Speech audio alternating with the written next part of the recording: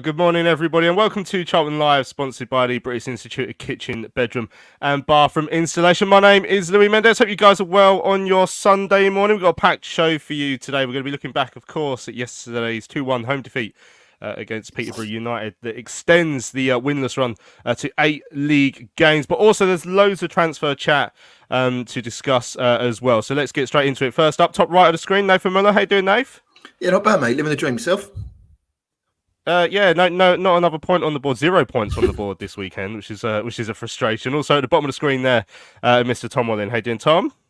Yeah, I'm all right. It's a frustration, but it's quite common these days, isn't it? So yeah, used to this. Sort of become immune to it after a while, don't you? Yeah, good run of no points on the board form. Yeah. Really, we've got herd immunity as a Charlton fan base on to disappointment now. We understand it and we know it, and we're getting stronger by the day dealing with it. So on today's show, we're going to hear the goals from the game shortly. We're going to hear Michael Appleton's press conference quite early, I think, in the show, just because there were so many talking points that came out of it yesterday. Obviously about the form. I've asked him if he's looking over his shoulder, but there's loads of things to discuss as well with regards to transfers. Obviously, we're after one of Peterborough's players, as we well know, Johnson Clark-Harris. So we heard from Michael Appleton about that yesterday. Corey Blackett-Taylor was absent with a leg injury, which was just one step up from a body injury, basically, isn't it? But yeah, he was absent yesterday, so we'll talk about him and Derby's bid for him. Michael Hector's out for a long time. Scott Fraser won't be standing in his way if a bid comes in, by the sounds of it, from what Michael Appleton said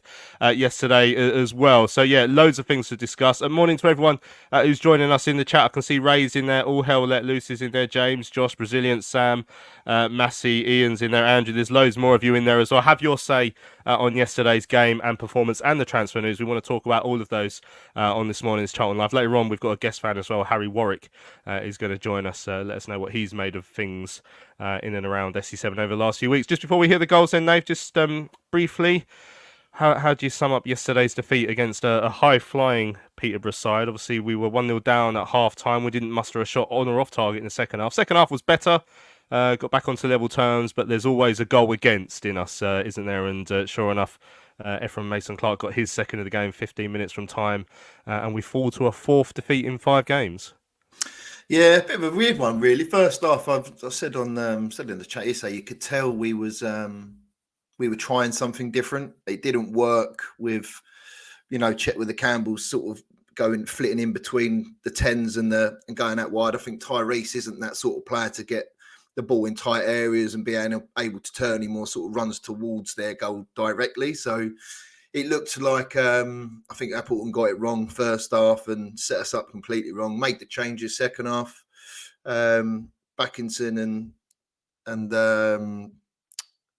Louis Watson was obviously pushing on Collins and Cipriano, which I think changed it a little bit. They couldn't really get out, and we sort of built on the momentum, and it was a bit of an odd one, really. But listen, they're a good team. Their 2 wingers are their main threats, and you could see that all game. But yeah, ultimately we got nothing to show for it. I think we had I don't think we deserved to win. Like you say, the first half was poor, and we just looked very tentative in our play, and we didn't really look like we knew what we were doing. Anyone, and against a team like that, they're going to punish you, and obviously a player like Mason Clark did that, unfortunately for us. Certainly did. Right, let's have a listen back to the goals from Charlton TV. Your commentators, as always, were Terry Smith and Greg Stubley. To Edwards, who's got Burrows on the left-hand side. Burrows with the cross. It's a decent one. Jones controls and back towards Mason Clark. It's a wonderful finish. Just that little bit of space. And there's the quality of Mason Clark to finish, and Peterborough have the lead. Yeah, down our right-hand side, we allow Burrows far too much space. Nobody closing him down. An easy cross into the box. A touch back towards Mason Clark, who just turned and hit it beyond Maynard Brewer, but that came from the Charlton right-hand side. Nobody picking up the run of Burrows and then just allowing the cross to come in. Fairly simple, too simple. And the touch back from Jay Jones to Mason Clark. It's a good finish, you can't argue inside. that. Nice play from Louis Watson to find Dobson, and Charlton have got three bodies forward. Dobson, ball over the top, looking for Carnu. Goalkeeper comes out. Carnu has got options here. Daniel Carnu across goal, and Edwards comes towards Backinson. There's May! And Charlton equalise! Alfie May back in the side. 20th goal of the season for him. The way it came to him might have been fortunate, but Charlton's changes have made a difference. And the Addicks are level. Really pleased with Daniel Carnu, who made the run. Superb work from Louis Watson, who caused a heart attack in our box moments earlier. But his footwork just did enough to allow the space for the ball forward. And the ball from Dobson, releasing Carnu, and just for a second you thought, is he going to lift it over the keeper? No, he just collected it. Still went with his left foot cross. Yes, it was a fortunate deflection into the path of Backinson, but Alfie May does what Alfie May does best and just followed the ball in and made sure he finished. Come again, and on the left-hand side, Mason Clark into the box, and he's not tracked, and the shot takes a deflection off of Dobson and goes beyond Maynard Brewer. And just as Charlton have a chance to take the lead at one end, Peterborough come up the other end and do it instead. Well, that's the risk. You know, we spoke about this, and there has been plenty of chances for Peterborough in the second half, even though Charlton have been playing better. The disappointing thing is Tanae Watson's coming back after making that pass, and no one's covering his position. And in the end, Tanae Watson hasn't got the energy to get back to Mason Clark. You see here, he's still struggling, still on his recovery run. He glides past easier. Could Dobson get a little bit tighter to prevent the shot? Potentially, and that's where the deflection is unlucky for Charlton, but that threat from Mason Clark is always there. There we go. That's the goals from Charlton TV yesterday. Tom, I mean, let's go straight into the second goal. There's a few questions in the chat there about obviously Tanae Watson's part in it. So all hell let loose, saying why didn't Watson run back for the second? He just seemed to give up. Aaron pointing out he'd just bust a gut going forward. Why didn't the centre backs or Dobbo shut the guy down? I mean, it's probably a bit of both, really, for me. Like, I know he just got up the pitch, but he did seem to run out of a bit of energy when he was getting back there. And obviously Dobson was doing what he does. He was trying to make up for it. Michael Appleton said maybe Jones could have got across too. I mean, we are capable of conceding goals where it's often more than one player where you think, well, maybe if he'd done something slightly different, then we might not have conceded there. Yeah, totally. I think it's everybody's responsibility in the team, isn't it? When we were watching it live, I was disappointed in Tanae Watson. I get the point of him having made the run forward, but he tracked back as far as the edge of the box, and then it seemed like he just stopped. Now, whether he couldn't get in the right position and he knew he was going to give a foul away or what, I'm not sure. But after that point, okay, he's given up or stepped back or whatever. As you say, you then need other players to fill in as well, and he's still got a couple of centre backs there. He's still got Dobbo around, so. Yeah, you know, a team that are in good form and keeping clean sheets, a manager will come out after the game and say, we defend well as a team. We do the complete opposite. We defend very badly as a team, whether that's individual mistakes or everybody or a combination. We just don't defend well. It's as simple as that. And that was a perfect example of it. So, yeah, hugely disappointing on what was, I know we were having this discussion briefly before we came on air. I'm in the camp of thinking that was a very positive second half. In the context of this season, I don't think it's enough for a Charlton team who want to, at some point in the next year, be playoff contenders at the very least. But in the context of this season, that's one of the better halves of football I've seen from us. And of course, they still created chances, as Greg said in the commentary there. You know, they're second in the league now, and that's going to happen. But we created chances too. And, you know, there could easily have been a couple of goals from each side that half. And to go toe-to-toe with Peterborough in that second half is is encouraging, again, in the context of this season. Largely, it's probably not good enough, but there were positive signs there, I thought, a little bit. But ultimately, we've still got nothing from the game. Ultimately, Apples is still under pressure from a lot of the fan base in particular, and I'm seeing that in the comments. And that's not going to go away now until we start winning games. And I know he's not worried about the relegation zone. I don't think I am. But at the same time, we're not a million miles away from it, and we're going to need to start picking up points soon. Yeah, Turkish saying we have a habit of not winning in this poor league. It's simply not good enough for this club. I hate sacking managers, but Appleton wasn't even second or third choice. Only one win in 11. Yeah, I mean, that first half in particular, it's clear we tried something different, the back three. We going into the game, we thought it was going to be a 3-4-3, and at the start I thought maybe it is, but then the more it sort of played on, like Tanai Watson, ironically, considering where he was for the goal we conceded, was very deep for a lot of that first half in particular. It looked more like almost a boxing midfield with Alfie up top on his own, and clearly it didn't work. Like, I put the heat map up just before half time, Nathan. We barely got out of our half in that first period. We didn't have a shot on or off target in the first 45 minutes. We kept Peterborough at bay to an extent. They didn't have a great deal of chances, but again, it's like maybe when we played Bolton earlier on at home this season, you felt there was probably another gear they could go up into, and when they did, they scored an excellent first goal. Yeah, it did. And like you say, I think we didn't really get a sniff first half. I thought we invited pressure on a lot with Backinson and Dobbo sitting quite deep. I just think it allowed they seem to get spaces for their wide players, which are their biggest threats. So yeah, I mean, obviously something didn't work. I don't know what they were working on in training, if it was that, but obviously it's food for thought for Michael anyway. And but yeah, I mean, it's disappointing to lose, but they are a good team, but they weren't. I didn't look at them and go, wow. It's not like, whereas a Bolton, like you say, Bolton team, for me, when they came here, as bad as we were that day, they did impress me. So yeah, I mean, we didn't really get out, and obviously he had to make the changes. Just disappointing that that first half's a write-off and you're one goal down then, and it's one of those ones where as soon as we go a goal down, you go, right, can you see us scoring two without conceding? And I think that's the problem we've got at the moment. But yeah, it was a nice little rally in the second half. We had a little bit more about us, and maybe on another day we could have got something, but ultimately we didn't. But yeah, it's interesting, as you say, how we tried shaping up first half and the heat map. So, but obviously the changes at halftime did work. But by that time, you're chasing a game. Yeah, and obviously, in order to have to make changes that work at half time, it means you have to have had a bad start to the game, and obviously Michael will be looking at himself, and he said it wasn't just personnel. Like, again, we'll hear the interview shortly. He felt there was sort of the way some of the people on the pitch were playing, but I mean, in terms of personnel, obviously the two Campbells were extremely quiet, including Tyrese. I was saying in the press room before the game to a couple of people, so I really hope Tyrese kicks on from having I think he'd had a couple of decent performances recently, including the goal at Port Vale, but before that he'd been awful.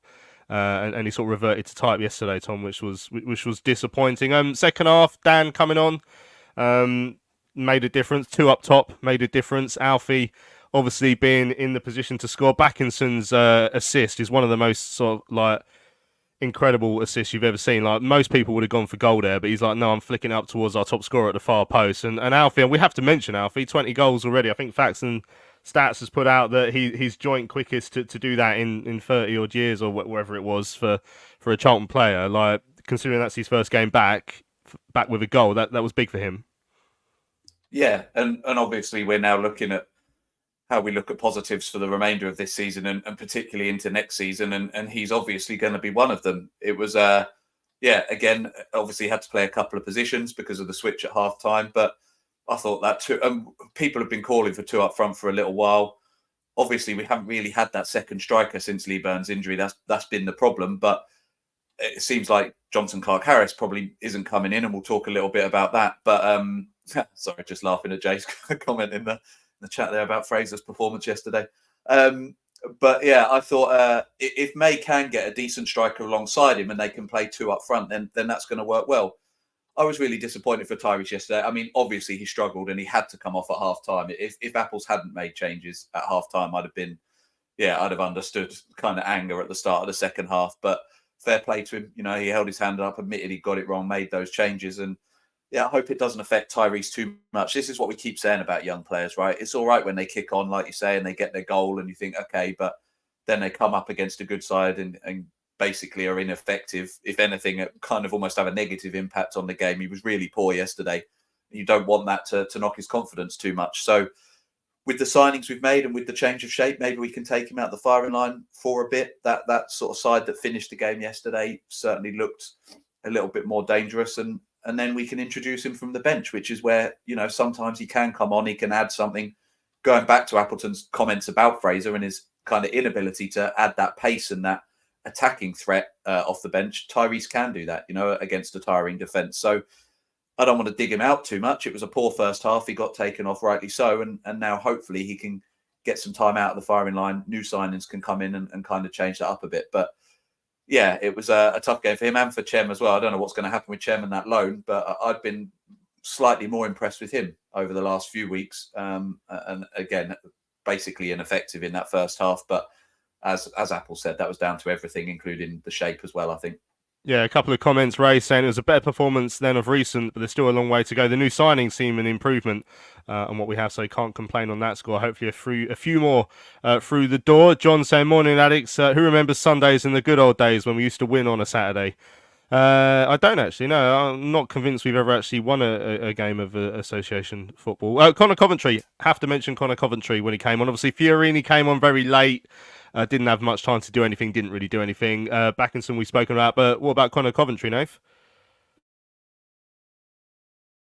Yeah, no, impressive. I think you can tell he's better than League One, for sure. I think just in terms of, obviously, I think that challenge he done early doors to win the ball and spread it wide, I think that was a good sort of moment in the game for him, just so he gets settled in. Everyone's like, right, now we know what he's about. He was calm on the ball. But yeah, impressive. I can't see it being too long until he's starting. I think the question is going to be around if he starts with Dobbo or if it's one or the other, which will be an interesting one. But yeah, I think he looked really tidy when he came on, really impressive. But I think everyone sort of knew that, really. If you're coming from, from a side like West Ham, who won the UEFA Conference League or whatever trophy in Europe it is, can't remember. You've got to have some sort of pedigree about you, and I thought he showed that from the minute he stepped on the pitch. And obviously, it bodes well for the future for all of us. Excellent. Right, I'm going to get into the Michael Appleton press conference now, which is a bit earlier than normal, but you'll see why. It's slightly longer than normal, but also there's so many talking points that come out of it. So we're still going to get to some of your messages. We've got a few emails, a few tweets. I'm going to get to as many as possible, but like I say, there's so many talking points that came out of yesterday's press conference with the game, the run we're on, the fact we're still only 7 points above the relegation zone, but also Johnson, Clark, Harris, Corey Blackett, Taylor, all these conversations are in there. So let's have a listen to what Michael Appleton said after yesterday's home defeat against Peterborough. Defeat here against Peterborough, what did you make of it today? Obviously frustrating first half. I thought we were a bit tentative. Probably showed them a little bit too much respect. It wasn't part of what the game plan was, certainly. I thought in the second half, obviously, once we made the change, certainly helped us playing with that extra striker, getting Tyreek a little bit higher up the pitch, closer to their two baseline midfield players. And I thought we were great in the second half. I thought we were outstanding at times. I thought that performance would have beat 90% of the teams in this league. We've come up against a really, really top side that we knew were a good side.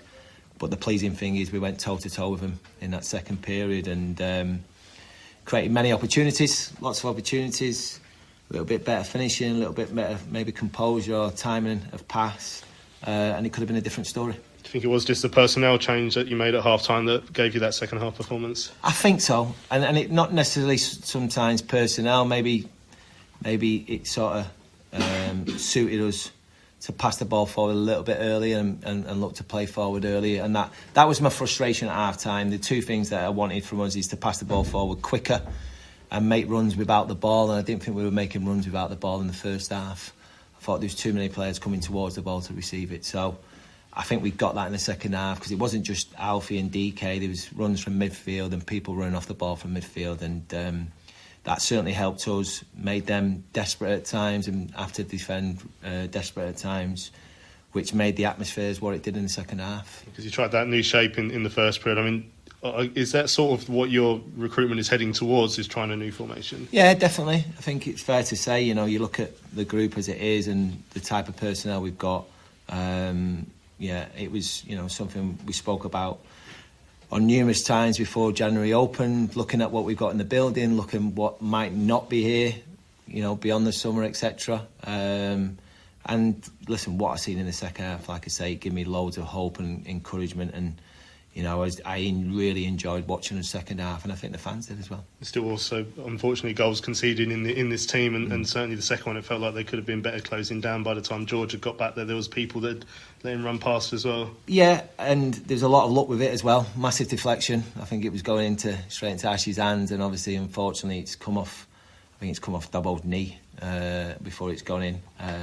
But yeah, again, and they're sort of the learning things that you get from playing different personnel and different formations. And you could argue that, you know, Lloydie might be able to get across a little bit earlier.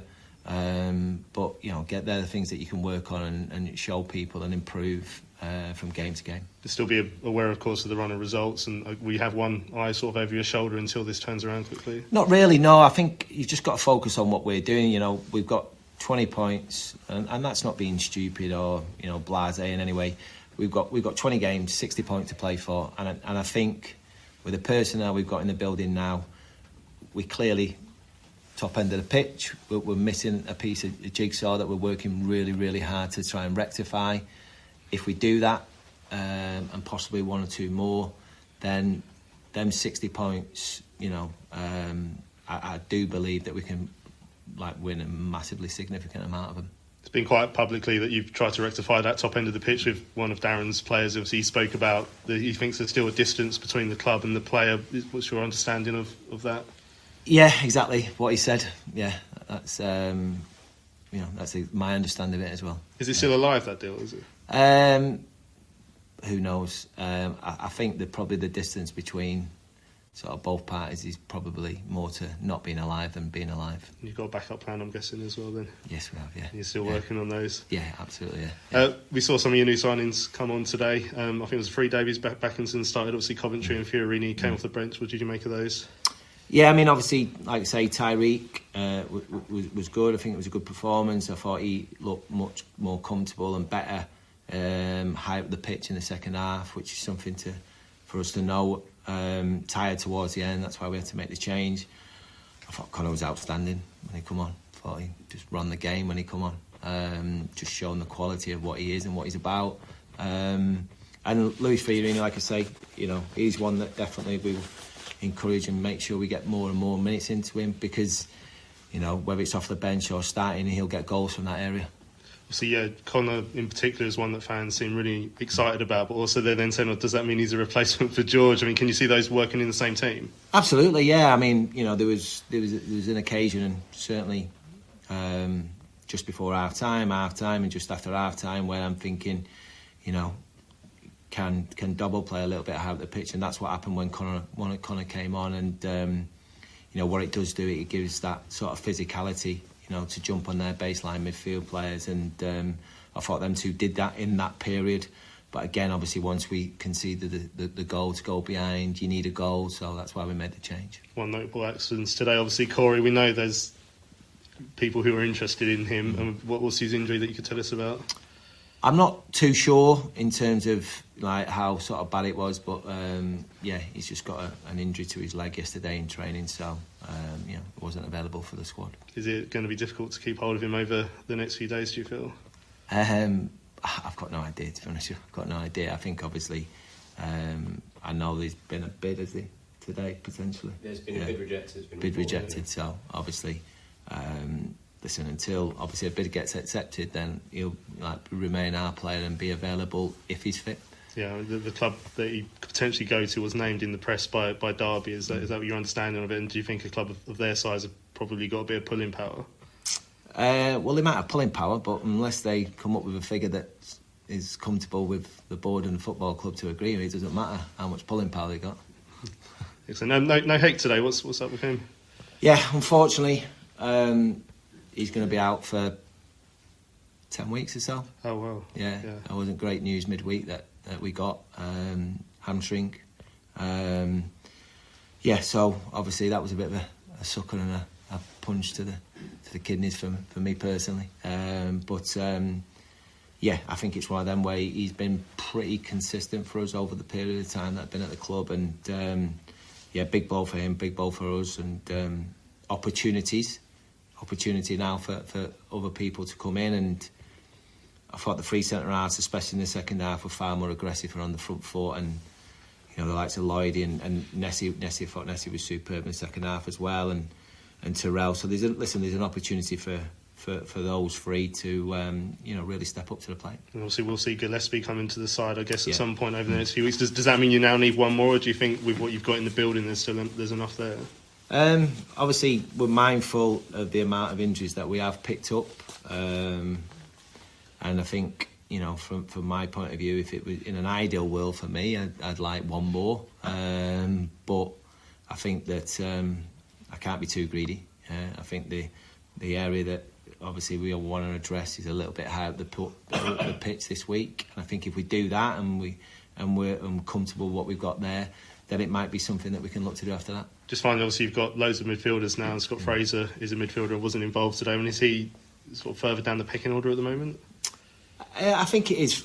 It'd be stupid of me to say no, because like you say, we've got a lot of players in that area now, and obviously we've got some young players that we feel are going to sort of only get better and better over the next 12, 18 months. And when you're looking to sort of affect a game and use someone off the bench to try and create something, Scott over the period of time has been quite good at that, but we just feel that we're going in a direction where we're still trying to have experience, but have a little bit more injection of like energy, pace, athleticism, and all these things. So listen, Scott's been as good as gold. He's professional. He comes in, he trains. But if we're going to go forward, if we want to be where Peterborough are right now, some big decisions and tough decisions have to be made, and that's just one of them. Does that include potentially Scott might move then in this window? I'd never say never, and I think certainly if the opportunity did sort of come, then we won't be standing his way. Thinking about a new kitchen or bathroom?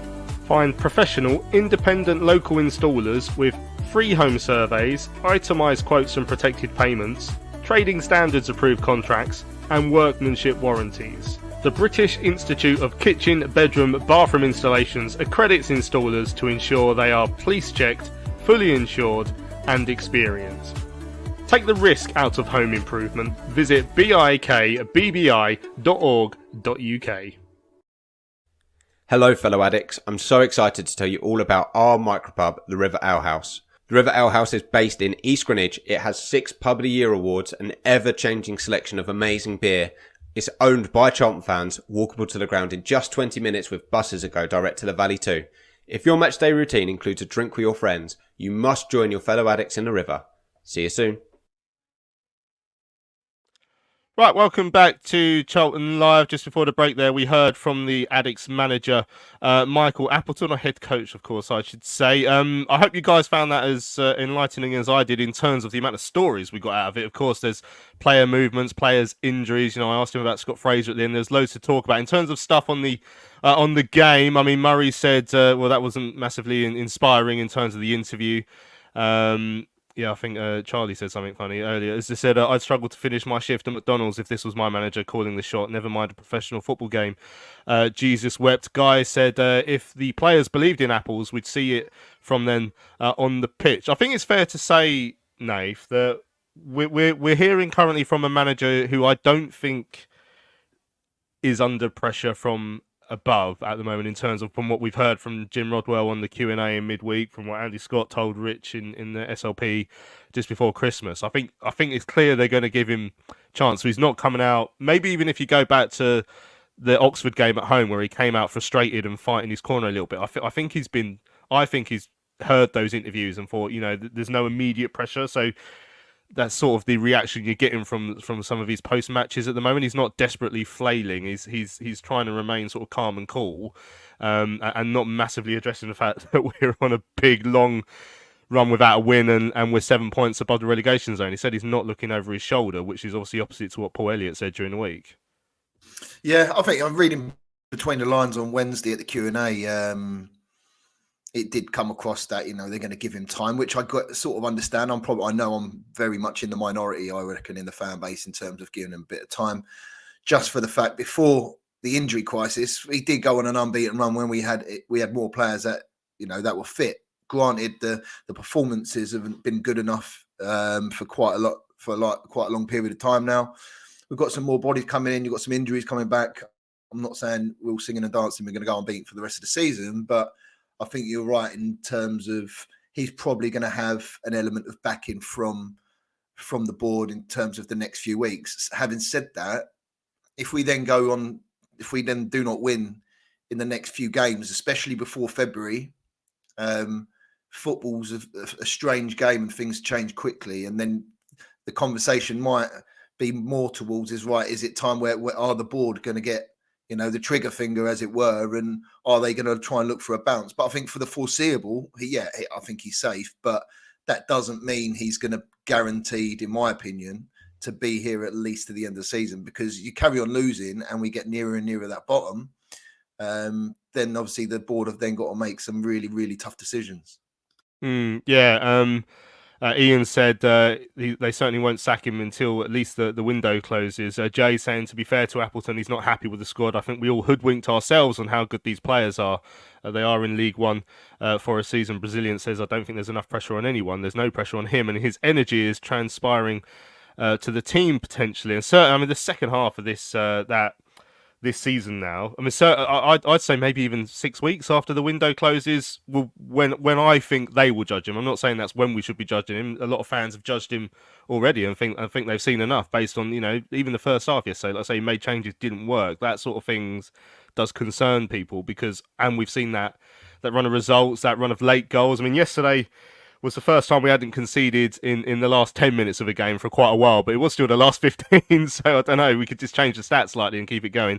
Martin saying, can I display a post-match interview from a happier time just for our sanity? I'll get the Bowyer after Wembley one out if you fancy it, maybe later on. Are we in a relegation battle, Tom? 7 points above it. When you look at our form, if that continues, then people will start to catch up with us at some point. Everything from the table says yes, right? They got games in hand as well. The two teams below in the bottom four have got games in hand, yeah. So there's the points, there's the games in hand, there's the injuries, there's the run.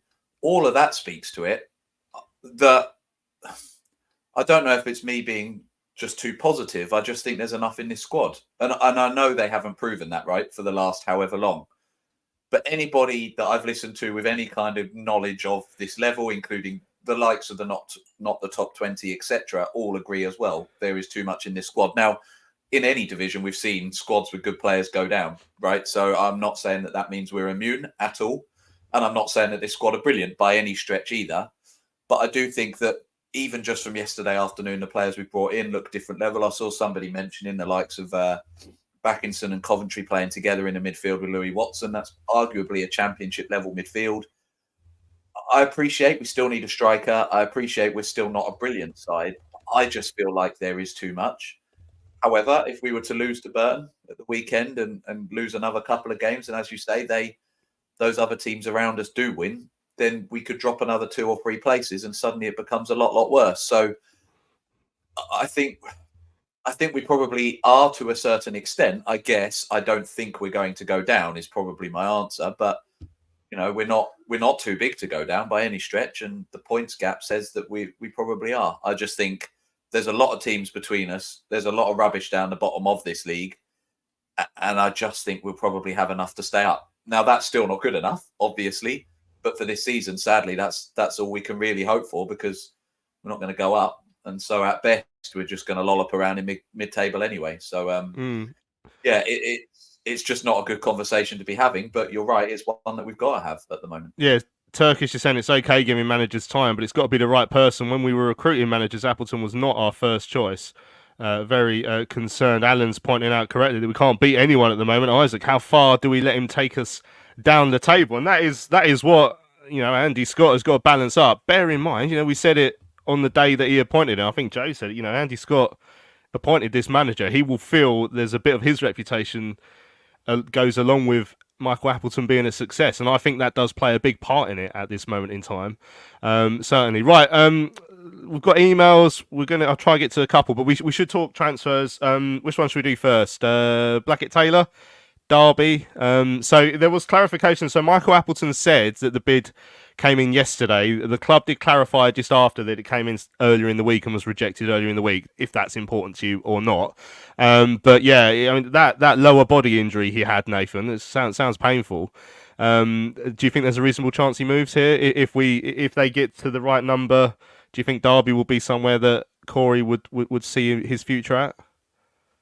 I think so. I think he's from the Midlands anyway, isn't he? So it wouldn't surprise me if he does. I don't know how much they're holding out for, but if we've offered him a contract and he doesn't want to sign it, it makes business sense to try and get some money instead of him going away for a free in the summer. That's just simple maths. But yeah, the simple maths surely means that we have, like Corey is arguably our most important player, arguably our second most important player. If we let him go between now and we don't replace him for the rest of the season, it will not be easy to replace Corey Blackett Taylor with what he provides to this team. Then that 7 points and this run, the run could very well continue without one of our best players, and that 7 points will get a lot shorter. Yeah, no, of course he's done very, very well, and he's a very dangerous player at this level. But I think if you don't sell him now and he's not going to sign a contract, is he going to be doing the same? Is he going to give you the same output that he's been doing for the rest of the season? Is he going to want to get injured because he's going to be able to get a free move wherever he wants? So I think now is the time that if he doesn't want to sign it, in my opinion, I reckon you have to get rid of some money and then build a team around May, because then May is then our talisman. But that's where our best player is. So you need to get players in and around May, which I think we did second half. But I agree in terms of how difficult it's going to be to replace him, without a doubt. But at the same time, I don't think you're going to get the same CBT, and I think you'll be seeing a lot more leg injuries up from now until the end of the season if we don't accept a bid at some point. Yeah, he'll be kept out with a really nasty body injury by the end of the season. Interesting points obviously being made there. The thing that concerns me is, you can see that they're thinking about laying some groundwork now. I think I've enjoyed the people coming in so far. I hope they're going to turn out to be good. Cover commentary, one game looked good. Let's hope that is groundwork. I'm not going to say it is yet because it's way too early, but let's hope it is. But obviously, if we then lose player, it would just be so typical us that we, midway through a season, start laying the groundwork for a promotion bid and we accidentally get relegated because we didn't think about what we were doing, and then that changes everything for this ownership group. Everything, because their plan, I think, is based around getting up sooner rather than later. And if you throw in another promotion to the mix and League Two and the crowd, it's just a disaster that I think we've got to be very, very careful. Right, Johnson, Clark, Harris. Both managers yesterday, I didn't bother playing the Darren Ferguson interview, but he said very similar. Both managers making it sound like, to me, it's probably off. Things can change in football, Tom, but it's a player's prerogative. If you don't want to come, then fine. But also, if you don't want to come, then it's probably best for us to start thinking elsewhere. And that's what Michael has hinted that we seem to be doing now. Yeah, move on. I think, look, he's a brilliant player at this level. I can't remember which of the two managers said, you don't really get anybody like him at this level. And the goals he scored for Peterborough, what is it, over 75 in 3 seasons, like that consistency as well. I'd like to think we've offered him something that's within the kind of fits with whatever model we've got. And if he doesn't want to come at that level, then fair play. The team is bigger than one player. And if that's, I don't know what he's like. I'm not saying that he's necessarily thinking he's too big for us, but maybe the deal just isn't what he wants. There's rumours of Wrexham wanting him, isn't there? And I know they're a division lower, but they're going to pay off the scale. I don't know whether he can necessarily cut it at championship level on a regular basis, but we're not fighting at the top end of League One. And if he doesn't buy into that project for next year, and as you say, there's no guarantee that we're going to be in League One next year anyway, fair enough. I don't think, let's not linger on it. We all know we need a striker. We need a big number 9. And we can't spend the next 2.5 weeks just trying to get him. I think there'll be other irons in the fire. Andy Scott, again, as you say, needs to step up, show what his targets are, and we just need to find somebody else. It's a shame. I think him and May would have linked up well, but as I say, he's not the only fish out there. So let's go and find somebody else now. Yeah, and well, how difficult it is to get a player of his quality when it clearly he knows what he believes his worth is, and maybe if it is abroad, or as I said on Thursday, if there are clubs willing to wait until he's a free agent and therefore maybe offering slightly more because I don't have to pay a transfer fee. That is quite a difficult one for us. But also, at some point, we've got to be the club that signs the quality players like Ipswich did if we're going to make the jump up. So that's a real fine balancing act they have to find. Scott Fraser, Nathan, that's the next one. I'm sort of reeling through these because I want to get our guest fan on soon as well, who will discuss these things with us as well. But yeah, Fraser, so wasn't playing yesterday, and I've just put it to him, Michael, will he move? He's clearly down the pecking order, and they're not going to stand in his way. Obviously, it's not going to be that easy, considering his wages, to get him off the wage bill. But I was kind of glad to hear that. I'm sad it's got to this, but I was kind of glad to hear that. He's frustrated me for too long. Yeah, I think on his day, I think he's a good player at this level if the system suits him. I think if we're going to go down this box going forward, I don't think he fits. I think if you're playing at the top of the box, I think you've got to be quite agile. You've got to be able to get around the pitch. You've got to try and work the channels if you need to get some space, which I think we did at points yesterday. I just don't think he fits in it. And I don't know what he's on, but I don't think he's going to be on 500 quid a week. And then the problem's going to come in. It's all well and good trying to say it won't stand in his way, but then you're going to need a club who's going to come into that and pay that, or at least pay him what he wants. So, yeah, it's disappointing because I did like Fraser. He had a good season. Was it a couple of seasons back where he got into double figures maybe? But I just think if we're going to, and we needed it, and it's true what Michael Appleton said, if we're going to move on as a club and go down a new sort of way of playing, you need to make some ruthless decisions. And unfortunately, Corey's going to be one of them. We've got to be honest with that. Fraser's going to be another. So, yeah, obviously, I hope if he can find a move, that'd be great. And then hopefully we can try and build a team more around May and get the best out of May and get someone to be a foil for May who can play up alongside him. And just finally, Heck's going to be out for 10 weeks with a hamstring problem, Tom. Yeah, I mean, it's disappointing for Heck. He's a human being, and I'm sure he would have wanted to be playing in the next 10 weeks of this season because he has still got to try and earn a contract somewhere. He's had his moments this season, to put it nicely. He's had some good games this season though as well. We've got to be fair and remember that he has had some good ones. But I did ask if we're now going to have to delve into the market again for a centre half. Michael said it's not our priority, but he would like one more. Obviously we've got Gillespie's coming who I haven't seen play yet, so we don't know what he's all about. Ness played his first league minute since October yesterday. What do you reckon, Tom? Are you desperate for one more now that Heck's out? I think we probably need one more. Yeah, I think I thought Thomas played okay yesterday. As I said, I think Jones has been the standout performer in that back line, although I appreciate he's had some dodgy moments in recent weeks as well. And Ness obviously is going to take a little while to get up to speed, but we know what he's capable of in terms of good performances. So I think you've got three there that are probably capable, and then I think one more. I really struggle with Hector as well. As you say, there are moments in games where he does very, very good defending. And then there's moments where I think I could defend better and I'm an appalling footballer. So it's very difficult. I don't think we can have that inconsistency in our side. I don't think we can have that fear that we might make a mistake like that, because that lack of confidence then breeds through the back line. And when you've got somebody of that level of experience making that sort of mistake, that feeds through to the younger players as well. So I don't think we're going to be building a back line around him next season. It might be a blessing in disguise that he's out for these next few weeks, because it gives us an opportunity to play those other players and start to look at what the shape will look like for next year. You'd imagine Jones and Gillespie probably in a 2, maybe with a Thomas or a Ness or somebody else in a 3 will be how we set up next year.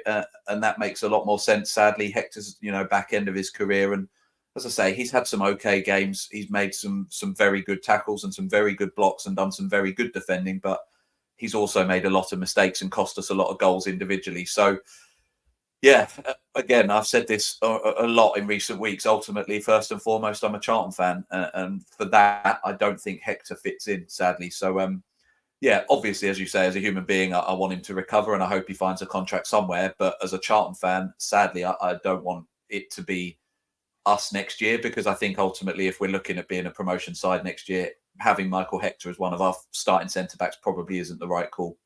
Yeah, we need to be ruthless as a club, and like we say, maybe that's what we're going to be with Fraser. Hopefully, that's probably what we need to be with some of our more senior players, because where are we in the league? Like 13th still? Like, come on, we're 13th in League One. It's only goal difference that's keeping us above 17th, by the way. Like, we are not a very good side overall. There's some interesting chat going on. People talking about Fraser. A couple of people, Brazilians and Joe, saying they wouldn't be that sad to see Fraser go.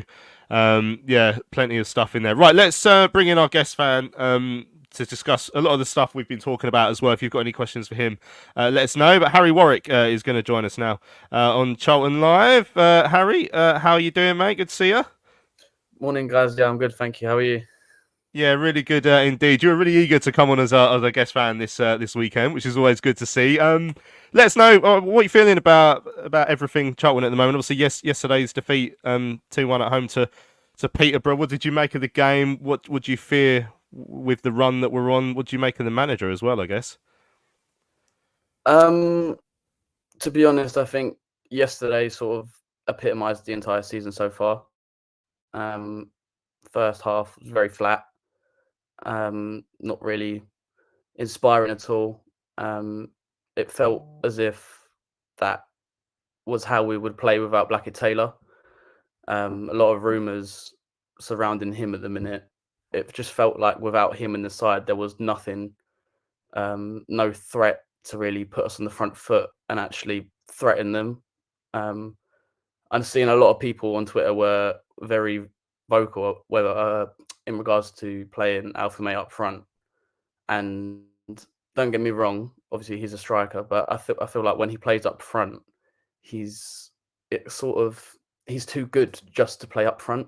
He does so much elsewhere behind the striker for him to just be playing up front. I feel like he can be wasted when he plays up front on his own. Obviously, we saw at the start of the season when he was playing up front, he didn't really hit the ground running with the first 5 games.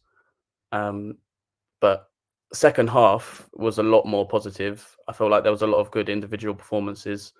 Terrell Thomas, I thought, was very impressive, defended very well. Ness started shaky, but made a great block when I believe it was 0-0. And I thought Tyreek Backinson, I thought he was very, very good. I thought like he's the presence that we've been missing in midfield. If you look at all the top teams across the world, they've always got a bit of height, a bit of presence in their midfield, and I feel like that's what we've been missing ever since Kamara got injured. And yeah, I just felt like although the second half was better, it was an improvement. It ultimately wasn't good enough, and Peterborough showed us how to hold on to a lead. So we should learn from that, I think. That's true. Morning, H. In terms of obviously Appleton said that he's not looking over his shoulder at the moment. I mean, firstly, are you looking over your shoulder, and do you think we should give Appleton time, or are you more sort of we need to make a change sort of soonish? I've always been of the belief that I've been a season ticket holder for 15 years, right? And I've never seen this club have any success when the fans aren't connected. And I feel like Appleton's made a rod for his own back. He's not really made any effort to connect with the fan base.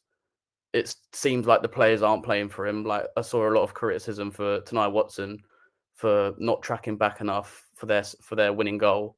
But it just looks like the players aren't playing for him. The fans, the atmosphere has been flat for the last couple of weeks. And it's like the players are hopeless. The fans are hopeless. And to be honest, he says he's not looking over his shoulder, but the way it's going, we've got 1 point since Christmas. We have to be realistic with where we are right now. The managers want, the owners want to get out of this league. And I just feel like it's naive, very naive to say we're not looking over our shoulder. Yes, we're making good signings. Yes, the second half was very promising, but we've got 1 point since Christmas Day, and that's for this club in this division is really not good enough. Harry, trying to look at some positives going forward between now and the end of the season. You mentioned Backinson, and you were slightly impressed with him yesterday. Obviously, it's a small sample size, but we saw Fiorini and Coventry come on. What have you made of the signings we've made so far in January, based on that performance and just based on who we've brought in? And kind of who do you still want to see come in over the next 2-3 weeks? I think it's very obvious we still need a striker. But the signings we have made so far, I think, are very promising. I like the looks of Coventry. I think we've got a really good signing there. I think he's really, really the exact type of player that we need, and is a real statement of intent from the owners to get someone in like him, who's in demand at Championship level, who played a key run-in, well, not a key run-in, but had a part to play in West Ham winning the Conference League last year. Young player, international player at his age group, captain all of his age groups at international level. It's a real statement of intent from the owners, and I feel like they're doing all they can to support Appleton. It's now got to the point where Appleton has to pull a result out of the bag. If we don't get at least a draw at Burton, then he has. I don't really know, to be honest, but it's not looking promising on the pitch, but off the pitch, I feel like it is looking promising. And with the signings that we've made, I feel like it's kind of going in the right direction. It just needs to all align. And like I said earlier, with regards to the fans, I don't think this club will go anywhere without the fans being on board. We've seen many times. I think sorry to interrupt. I feel like with Bowyer, I was very vocal on Twitter about Bowyer not being the guy for us anymore, the year where he eventually resigned. But the one thing that he did do is he brought everyone together from top to bottom, and everyone was pushed in the same direction. And I feel like that is our issue at the minute. Everyone's so divided, and you can't be successful when everyone's divided. So really, really good point there, Harry. Actually, looking back at when Bo left as well, it was during COVID, wasn't it? So that, I mean, he did go off the rails at the end, but that was without fans for the majority of it. So I wonder how much of a difference that would have made if he could still have the fans there to be part of that sort of relationship between him and the Charlton support base. And I think you're bang right that obviously Michael isn't one to have made that connection with the supporters. We were told that before he came in by Lincoln fans, and I think by Blackpool fans as well. Obviously, he has been hiding behind, and I think that is a fair phrase, the injuries and the problems there. But I mean, so many people have said in the chat, I mean, are we, even with the squad we have with the injuries, are we a team that should have only picked up 1 point since Christmas, as you mentioned there? And that sort of sums it up, really. How much longer do you give him then? Because clearly the board seem to be. How much longer would you give him to start getting results? Well, it is a fair excuse, but at the end of the day, if you have players available, you can't. It's difficult, really, because at the start of the season, Holden had the same issue and he was sacked for it. And the form right now is not good enough. It's plain and simple. It's not good enough. So if we were to lose to Burton, I would think we should take some action, regardless of whether or not players are injured or not. Yes, we have big players like Anike, like Kamara, who are earning big money, who aren't available at the minute. That is true. He's not wrong to use that as an excuse, but 1 point since Christmas is inexcusable, and to suggest that he's not looking over his shoulder is very, well, for one, it's arrogant, which I don't like, and two, it's very naive based on the way we've played so far. Apart from the second half yesterday, I would say fair enough, but in the first half, absolutely no way should we not be looking over our shoulder. H, if you're let's say Appleton gets sacked tomorrow and then you get placed in as manager, stranger things have happened, but are you a Fraser in or you're a Fraser out? Can you find a place in this squad or this team with Scott Fraser? There's definitely a place in there for him, but he's just too inconsistent. Again, he's one of those players that Sandgaard brought in, has given him a very large contract, and his contract doesn't match up to his footballing ability. He's a great player. He has been a great player on his day, but his day comes once every 3 months, and that's not good enough for this level, especially for the money that he's earning. I would like to see him come back into the team and do well, but I just can't see it. I don't think it's realistic. I saw Appleton said that we won't stand in his way for any offers. I would agree with that. I think he's kind of similar to Anike in the sense that he's a great player on his day, but his day doesn't come often enough to justify how much money he's earning and how big his contract is. Because, for example, if we were to, like what we did with Kirk, we terminated his contract. That frees up money that we could give to either Blackie Taylor or Dobson for a new contract, which is the main issue that's going on in the background at the minute. It's the main thing hanging over us. If it meant that Dobson or Blackie Taylor would sign, absolutely, I'd get rid of him, 100%. Lastly, from me, Harry, I think the point you make around the lack of unity is absolutely massive. There's such a disconnect at the moment. If we assume that the board are keeping Appleton, which it very much looks like they are, and if we assume that we're in League One next season, which I hope is an assumption we can make, do you think that the club can unite behind Appleton next season under the right circumstances? You know, bringing in the right players, or do you think that with Michael Appleton at the helm, there is just no chance until he's replaced? It's difficult, really. It's difficult because I've done background checks on him before when he was when he was appointed as manager, and a lot of fans from clubs that he's managed before have said when it's going well, it's going really well, and when it's going bad, it's going really bad. And it's at the minute to the point where it's going really bad. So I don't want to say write him off and say no, it's impossible, because we saw when he first came in what he could do with the amount of points that we picked up in his first 8 games.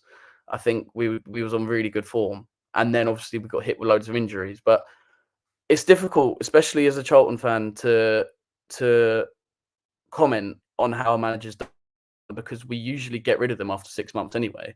Like when Holden first came in, end of last season, we looked as if we were on the up, especially after that Man United game. We looked as if we were on the up.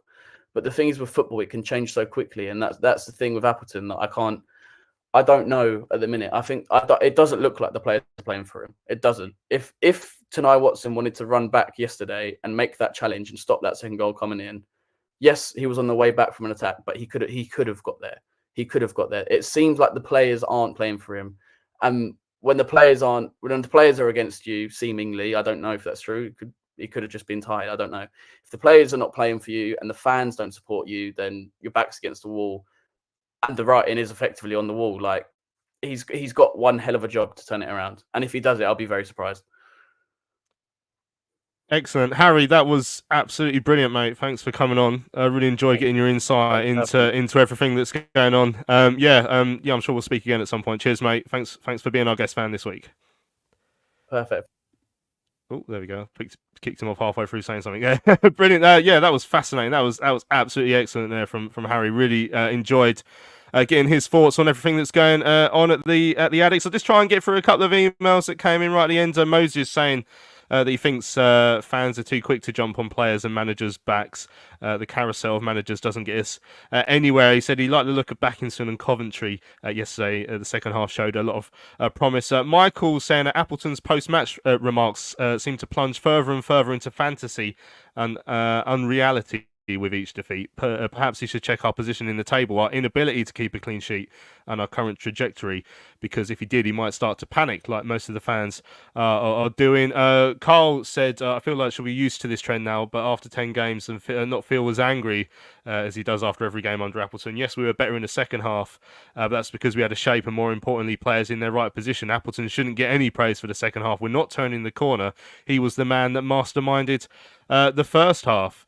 That's from Carl. He said, roll on a trip to Burton next week, though. He's an absolute glutton for punishment, Carl, and he takes Jacob with him everywhere as well. He really ought to phone child services at this point. Gary says, surely Appleton has to go. I know the players bought in were Holden's team, but he got the sack after, 7 games? Appleton has had the best part of 20 games to mould these players, and it hasn't worked. How much longer? The first half was awful. Gary says the second half was not much better, apart from the 10 minutes when we scored. He expects probably the smallest man on the park to win aerial battles. He really hasn't got a clue about tactics. That's from Gary. And McSquare said, for once we can ignore the result, as Peterborough are one of the best sides in the division. We weren't expected to beat them. We can concentrate on the positive instead. The fact that our new recruits all made an instant impact, plus the return of May. It's clear our season is over now. Any promotion aspirations are concerned, and we are now building for the future on a finishing. Let us down once again. Finishing let us down once again. We need to get another striker in ASAP. Then we might be able to finish the season on a positive note. And that's from McSquared. Right, we've run out of time. Thank you for everyone who's joined us live on the live stream with your comments and your emails. And sorry if I didn't get to any of them. We've got loads today because there has been so much to talk about. Make sure you subscribe to our YouTube channel and subscribe to wherever you get your podcasts as well. Thanks for everyone who's joined us on Catch Up. Massive thanks to Harry, who joined us as our guest fan slightly earlier. He was absolutely excellent. Massive thanks to Nathan and to Tom. Always an absolute pleasure to speak to you too. Cheers, lads. Cheers, gents.